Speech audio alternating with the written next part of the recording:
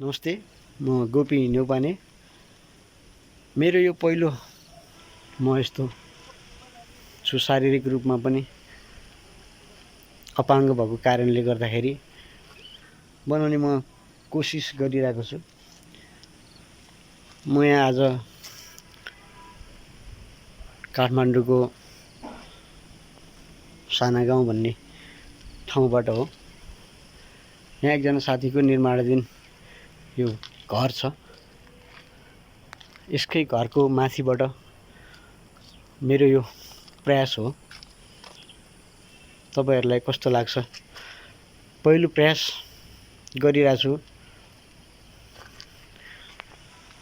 म यस्तो छु शारीरिक रूपमा पनि अपाङ्ग भएको कारणले गर्दाखेरि सोचे जस्तो काम गर्न नसक्दाखेरि मेरो आर्थिक अवस्था कमजोर छ। काम नहुँदाखेरि केही गरौँ भन्ने उद्देश्यहरू पनि पूरा नहुँदाखेरि अलि अप्ठ्यारो पर्दो रहेछ।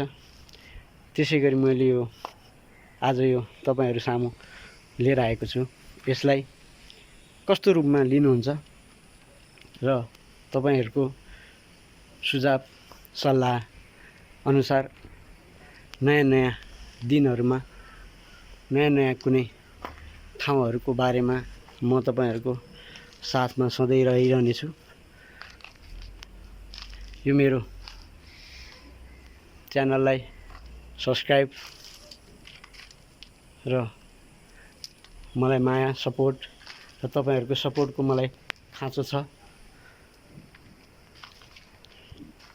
त्यसैले आज म मेरो यो पहिलो प्रयास गर्न गइरहेको छु।